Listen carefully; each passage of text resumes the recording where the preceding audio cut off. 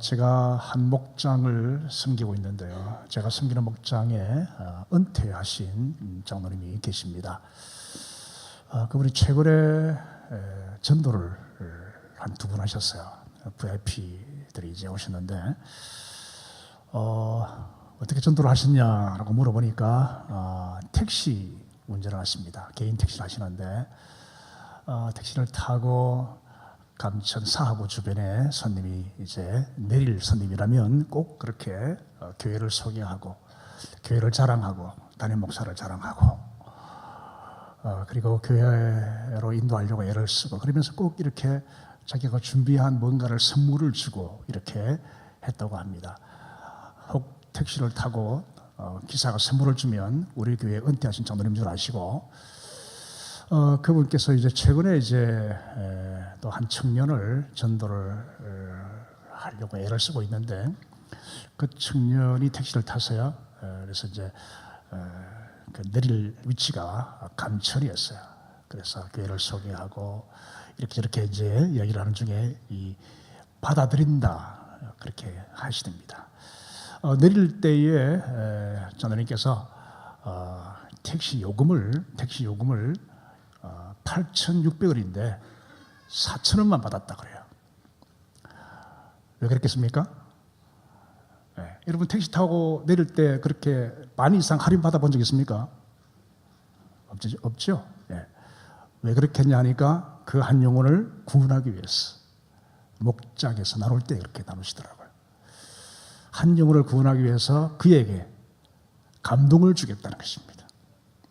그 누구도 할 수 없는 그런 일을 이 장로님은 그 청년에게 반 이상의 할인을 해주면서 감천중앙교회 오시라고 우리 목장에 오시라고 이렇게 했다고 합니다. 오늘 여러분에게 전하고자 하는 말씀의 핵심은 우리의 섬김이 다른 사람에게 감동을 주는 섬김이어야 한다는 것입니다.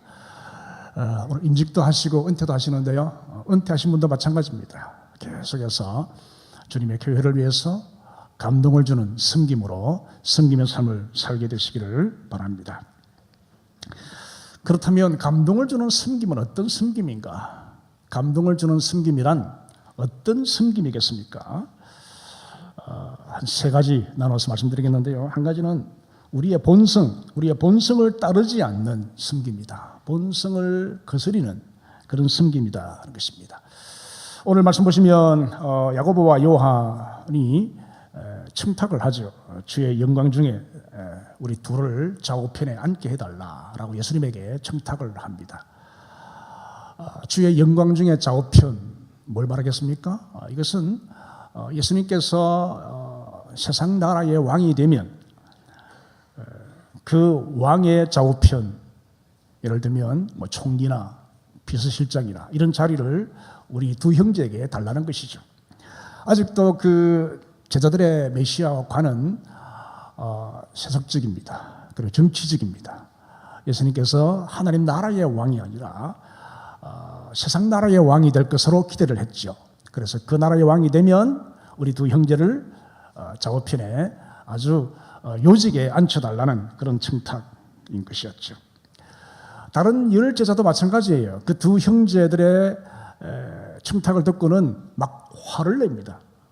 41절에 보시면 화를 내죠. 무슨 말입니까? 자기들도 그와 같은 속내가 있었다는 것입니다. 왜 너희들만 좋은 자리 차지하려고 하느냐? 우리는 뭔데? 우리는 괜히 따라다녔냐? 이런 식의 화를 내었다는 것이죠. 문제는 이 시점이 이 자리를 탐하고 좋은 자리를 청탁하는 이 시점이 예수님의 사역이 거의 마무리되어지는 시점이라는 것이죠. 예수님께서 벌써 십자가의 죽으심과 부활에 관해서 3번째 말씀을 하셨습니다. 그리고 32절에 보시면 예루살렘으로 올라가는 길이었어요. 올라가는 길이었고 또 이제 얼마 후에 예루살렘으로 들어가십니다. 그러면 고난의 한 주간이 시작되어지죠. 이미 유대인들은 예수님을 죽이기로 결의를 했고요. 능력하고 채찍질하여서 죽일 것을 이미 결정해 놓은 상태입니다. 그 막바지, 예수님의 사역의 막바지에 이르렀을 때에 아직도 제자들 가운데서 이렇게 메시아 관도 정립이 되지 않았고 아직도 이 본성적인 자리 다툼, 좋은 자리를 차지하려고 하는 세상적인 권세와 권력을 얻으려고 하는 이런 욕심으로 꽉 차 있는 그들의 모습을 보게 된다는 것입니다. 아직도 정신을 차리지 못하고 여전히 세상 나라의 권세를 탐하고 있는 그들의 모습, 우리가 보면서 참 안타까운 마음을 금할 길이 없습니다.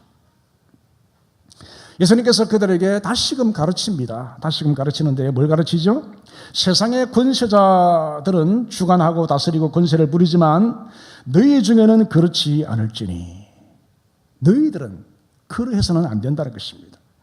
너희들은, 적어도 너희들이라면 권세를 쥐고 권세를 휘두르려고 하는 그런 자리가 아니라 섬기는 자가 되고 모든 사람의 종이 되어야 한다 하는 것을 다시금 가르치고 있습니다. 너희는 그래서는 안 된다. 너희는 육신의 탐욕, 육신의 정욕을 쫓아 자리를 탐하는 그런 자가 되어서는 안 된다는 것입니다. 탐욕을 채우려고 나를 따르는 것은 합당치 않다. 지금 너희가 구하는 것은 세상 나라의 좌우편을 구하지만 그건 세상의 욕심이다. 그건 권력욕이다. 너희는 그렇게 살아서는 안 된다는 거죠. 너희가 진정 내 제자라면 그런 욕심을 따라 살아서는 안 된다는 것이죠. 나를 따르기를 원한다면 그런 세속적인 권력욕, 자리를 탐하는 그런 욕심들, 그것을 버려야 내 제자가 될 수 있다 하는 것을 가르치고 있는 것입니다. 여러분, 사람들에게는 이런 권력에 대한, 자리에 대한 욕심이 있습니다. 탐욕이죠. 우리나라 사람들이 그런 면에서 권력욕이 강한 면들이 있습니다. 사람들이 모이면 누가 높은지, 누가 형인지 결정을 해야 그 다음에 대화가 되지 않습니까? 나이를 따지고 또 학교 선후배를 따지고 성씨 그리고 본의 같으면 몇 대 손이고 내가 형이네 이렇게 해서 뭔가 이 아래 위를 가린 다음에 대화를 하려고 하는 그런 면들이 없지 않아 있습니다. 초창기에 선교사님들이 그 본국에 보내는 편지에서 한국 사람들이 살고 있는 방에도 계급이 있다 그렇게 보고를 했어요. 윗목, 아랫목, 심지어 찬물에도 위아래가 있고요. 교회 안에도 이런 문화가 많이 들어와 있는 경우들이 많습니다. 젊은 것이 어떻고 그러죠. 집사가 장로한테 이렇게 저렇게 한다 이렇게 하기도 하고, 이런 자리와 권력에 대한 이런 어떤 욕심과 탐욕이 세상뿐 아니라 교회 안에도 들어와 있는 경우들이 많이 있습니다. 여러분, 감동을 주는 섬김은요, 그런 욕심, 그런 탐욕, 그런 인간적인 본성, 속된 본성을 따라 행하지 않는, 그게 사람들에게 감동을 주는 섬김이다 하는 것입니다. 참 쉽지 않습니다. 예수 믿고 구원받아도 우리에게 이런 본성이 남아있기 때문이죠. 죄된 본성입니다.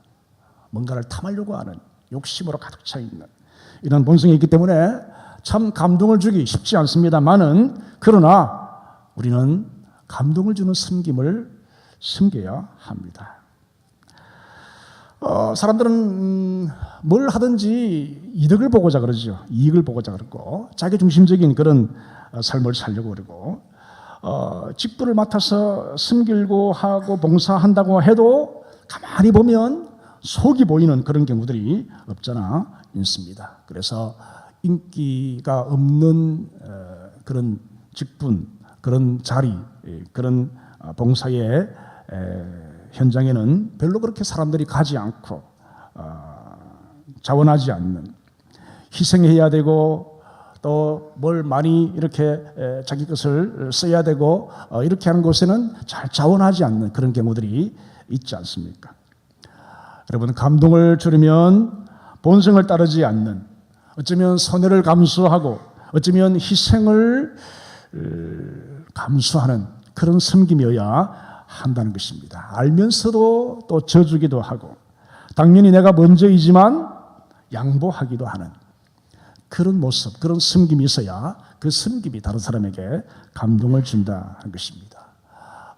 저희에게도 가정교회를 하기 때문에 목자 모임을 모입니다. 모이면 밥을 먹죠. 목장이 시작되어지는 곳에는 처음 몇 개월 동안은 목자 집에서 밥을 쭉 먹도록 그렇게 합니다. 또 이제 돌아가면서 목자 모임을 해도 간혹 펑크가 나죠. 펑크가 나면 어디서 모이죠? 목자 집에서 모입니다. 급하게 또 밥을 해야 되고요. 그러나 그렇게 해야 할 이유가 있습니다. 왜죠? 목자의 권위는 감동을 주는 섬김에서 나오기 때문이죠. 아무리 목자가 큰 소리 쳐도요, 아무리 목자가 나이가 많아도, 아무리 목자의 직분이 교회 위에서 중요한 직분을 맡고 있어도 목자가 감동을 주는 섬김으로 섬기지 못하면 권위가 없어요. 그 목자를 따르지 않습니다. 감동을 주는 섬김은 어떤 섬김이겠습니까? 우리의 본성을 따르지 않는, 우리의 타락한 본성을 거스르는 그런 섬김이 진정한 감동을 주는 섬김인 줄 믿습니다. 이런 섬김으로 섬기시는 우리 모두가 되시기를 바랍니다. 두 번째 감동을 주는 섬김은요, 자원함으로 섬기는 섬김이에요. 자원함으로 섬기는 섬김. 다시 말하면 억지로 하거나 마지못해서 하는 그런 섬김은 감동이 되지 않습니다. 자원함으로 섬겨야 감동이 됩니다. 제가 헬라어를 이렇게 한번 살펴봤는데요. 이 섬기는 자, 또 종, 이런 그 단어가 두 가지인데, 한 가지는 디아코노스, 한 가지는 둘로스라고 되어 있습니다. 오늘 본문에는 디아코노스인데요. 디아코노스와 둘로스, 이 두 가지는 비슷한 의미예요. 종, 섬기는 자, 그런 비슷한 의미인데 차이가 있다는 거죠. 차이. 뭐냐면 이 둘로스는 일반적인 종에 대한 것입니다. 일반적인 종. 예를 들면 날 때부터 종이 된 사람이 있어요. 부모가 종이면 그 자녀도 종이 되는 경우들이 날 때부터 종이 되는, 타고나면서부터 종이 되는 그런 경우, 또 경제적인 이유, 물질적인 이유 때문에 종으로 팔리는 경우가 있고요. 그리고 또 한 가지는 이제 전쟁포로가 되어지면 종이 되는 그런 경우, 이런 경우들이 다 이제 둘로스라고 합니다. 그런데 이 디아코노스는요, 그런 타의에 의해서 어떤 환경에 의해서 된 종이 아니라 자원해서 종이 된 사람을 디아코노스라고 부른다는 것입니다. 이 사람은 자유할 수도 있고 종이 되어야 할 이유도 없는데, 그런데 단순히 자원하여서 종의 자리에 서는 것, 종의 역할을 하는 것, 종의 직분을 받는 것, 이게 이제 디아코노스라는 것입니다. 한대로 출애굽기 21장에 보시면 종에 대한 히브리인들의 법이 나오는데요.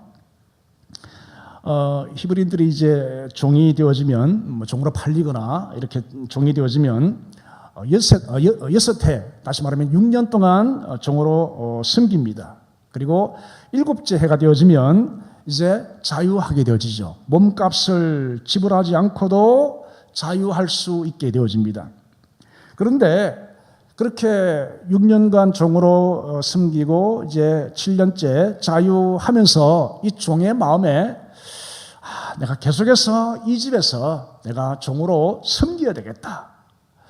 너무 주인이 좋고 너무 이 집의 분위기가 좋고 해서 내가 나가서 어디 가서 뭐 자유롭게 하기보다도 그냥 이 집에서 종으로 그냥 평생 섬겼으면 좋겠다 하는 그런 마음을 가지게 되어지면 재판장에 가서 그 사실을 이야기하고요. 그리고 이제 재판장은 그를 문설주 앞에 가서 송곳으로 길을 뚫습니다. 길을 뚫어서 종신토록 그 상전을 섬기도록 그렇게 한다는 것이죠. 이게 이제 자원하여서 종이 되어지는 그런 디아코노스의 모습이라는 것입니다. 여러분, 우리 주님이 그렇지 않습니까? 우리 주님이 하나님의 아들이시지 않습니까? 하나님의 본체이시고요. 종이 될 수 없는 그런 분이신데 우리를 위해서 자원하여 내가 섬김을 받으려 함이 아니라 도리어 섬기려 하고 자기 목숨을 많은 사람의 대속물로 주기 위해서 오셨다고, 종이 되기 위해 오셨다고, 그렇게 스스로 자원하여 종이 된 아름다운 본을 우리에게 보여주신 것입니다. 여러분, 디아코노스, 이 자원하여 종된 삶을 삶으로 다른 사람에게 감동을 주시기를 바랍니다. 감동을 주는 섬김은 억지가 아니고 강압에 의해서가 아니라 내가 원해서, 내가 자원해서 스스로 나의 결단과 나의 헌신으로 종이 되는 것입니다. 주님의 교회의 종이 되어지고 그리고 다른 성도, 목원들의 종이 되어지는 그런 자가 될 때에 감동을 주는 섬김을 섬길 수 있습니다. 마지막 한 가지, 감동을 주는 섬김은 어떤 섬김이겠습니까? 사랑함으로 섬겨야 감동을 줍니다. 어떻게 해요? 사랑함으로 섬겨야 됩니다. 자원하여서 종이 된다고 할 때에 그 자원하는 동기가 중요합니다. 왜 종으로 자원하느냐는 것이죠. 무엇 때문에, 무슨 동기로 자원하냐 하는 것입니다. 무슨 이득을 위해서냐? 어떤 자리를 위해서냐? 그게 아니고 출애굽기 21장 5절에 보시면 이런 말씀이 있어요. 만일 종이 분명히 말하기를 내가 상전과 내 처자를 사랑하니, 내 상전을 사랑하고 내 가족을 사랑하니 나가서 자유인이 되지 않겠노라 하면 재판장이 그의 귀에 구멍을 뚫습니다. 그래서 평생 그 상전의 종이 되게 합니다. 어떤 동기죠? 사랑함으로, 사랑해서 종이 된다는 것입니다. 여러분, 하나님의 교회, 주님의 교회, 또 하나님의 백성들, 성도들, 목원들을 어떻게 섬기시겠습니까? 왜 종이 되어 섬기기를 원하십니까? 동기가 뭐죠? 뭐 때문이죠? 상전, 우리의 상전, 주님을 사랑하고 우리의 형제, 우리의 가족, 목원들을, 형제 자매들을 사랑하기 때문에 내가 자원하는 것입니다. 평생 종이 되기로 자원하는 것입니다. 이 사랑함이 동기가 되어야 이게 감동을 준다는 것입니다. 에베소서 5장 2절에 이렇게 말씀하셨죠. 그리스도께서 너희를 사랑하신 것 같이 너희도 사랑 가운데서 행하라. 그는 우리를 위하여 자신을 버리사 향기로운 제물과 희생 제물로 하나님께 드리셨느니라. 사랑함으로 자원하여 종으로 오셨고 우리를 위해 희생 제물로 하나님께 드렸었다. 그렇게 예수님의 섬김을 말씀하고 있습니다. 사랑함으로 자원하시고 사랑함으로 섬기시는 우리 모두가 되시기를 바랍니다. 사도행전 9장에 보시면 욥바의 한 여제자가 나오는데요. 이름이 도르가라는 여제자입니다. 이 도르가는 주님의 제자였고요. 이 도르가가 이제 죽게 됩니다. 여성도인데 죽게 됩니다. 그런데 이 도르가의 죽음을 너무 안타까워하는 그런 사람들이 많이 있었습니다. 그 욥바에. 왜냐하면 이 도르가는 많은 사람을 구제하고 또 사랑하고 그리고 섬겨서 많은 사람들을 주께로 인도한 사람이었거든요. 그냥 전도한 것이 아니라 사랑하고 섬겨서 많은 사람에게 사랑과 섬김으로 주께로 인도한 이 욥바의 한 사람, 한 여제자 도르가였어요. 이 여성도는 많이 배운 것도 아니고 뭐 권세가 있는 것도 아니고요. 특별한 능력이 있는 것도 아니에요. 그냥 평범한 한 여성도였어요. 그런데 건강이 좋지 못해서 이제 죽게 되었는데 그의 죽음을 그렇게 안타까워한다는 것입니다. 주변의 사람들이. 그래서 베드로를 청해가지고 베드로를 통해서 이 도르가를 살려내죠. 살려내는데 베드로가 왔을 때에 특히 과부들이 베드로에게 와서 이렇게 말합니다. 뭔가를 내놓아요. 속옷과 겉옷을 내놓습니다. 베드로 사도님, 우리 도르가 저분을 꼭 살려주셔야 됩니다. 저분은 돌아가시면 안 되는 사람입니다. 보십시오. 이렇게 우리를 위해서 겉옷과 속옷을 친히 지어가지고 우리 어려운 과부들을 위해서 어려운 우리 여성들을 위해서 이렇게 섬겼습니다. 이렇게 섬겼습니다. 저 도르가를 좀 살려주십시오. 저 도르가는 죽어서는 안 되는 사람입니다. 저 도르가는 살아서 더 귀한 일을 해야 할 사람입니다. 이렇게 주변에 이 사람들이 모여가지고 베드로에게 간청을 합니다. 그 간청을 들은 베드로가 그 도르가를 살려내지 않습니까? 이것이 감동을 주는 섬김이에요. 저희 교회에 은퇴하신 분들이 여러 분 계시는데 그분들이 다양한 면에서 섬기고 있어요. 한 분은 주일 새벽 기도를 마치면 꼭 새벽에 교회 그 계단을 청소를 합니다. 빗자루를 쓸고 밀대를 가지고 닦고. 근데 그분이 어깨가 안 좋아요. 목자 그 일지를 보면 그 장로님 목자이신데 그분의 그 어떤 기도 제목이 나와 있어요. 어깨를 좀 낫게 해달라고. 그래야 교회를 위해서 더 많이 봉사할 수 있겠다고. 근데 그분이 그런 어깨가 아픈데도 불구하고 매주일 아침마다 그 예배당 그 계단을 이렇게 쓸고 닦고. 그러면서 제가 감동이 되는 것은 그것을 이렇게 쓸고 닦으면서 찬송을 불러요. 찬송을. 그 찬송이 얼마나 은혜스러운지. 저도 이제 그 옆에서 다른 것도 하거든요. 얼마나 그 찬송이 은혜스러운지. 은퇴를 하고서도 섬기는 사역은 손에 놓지 않는 그런 분들이 얼마나 저에게 은혜가 되는지 모릅니다. 지난 당회에서 저희도 이제 여름 되어지면 임직식을 계획하고 있는데 이제 60대 아직 초반인데 한 분이 그런 말씀을 하시더라고요. 좀 휴무를 하든지 휴무를 하든지 조기 은퇴를 하든지 좀 해야 되겠다 하는 그런 생각이 있다는 거죠. 왜냐하니까 지난번에 제가 이제 교회 앞에 강구를 하면서 주일학교 아이들의 그 수송을 위해서 자기 차를 가지고 직접 운전을 해서 아이들을 좀 수송해 올 수 있는 그런 자원봉사자가 필요하다 강구를 했거든요. 그 말을 듣고는 이 장로님이 좀 그런 거 하고 싶은데 그렇게 자기 차를 가지고 아이들을 좀 데려오고 또 데려다주고 이렇게 봉사하고 싶은데 저희들은 이제 오전 10시 20분 되어지면 당회원들 기도회가 있거든요. 예배를 위해서 기도회가 있는데 그 기도회에 참석하고 하다 보면 이제 그런 거 못 한다는 거죠. 그래서 휴무를 하든지 조기 은퇴를 해서 그런 거 좀 남들이 좀 힘들어하고 남들이 알려고 하는 자기 것을 가지고 좀 봉사하고 섬기고 하는 거 그런 것을 좀 했으면 좋겠다. 이런 말을 당회 앞에서 쭉 하는 거예요. 제가 들으면서 참 감동이다. 장로란 것을 자리로 생각하지 않고 군세로 생각하지 않고 어떻게 하면 섬길 것인가?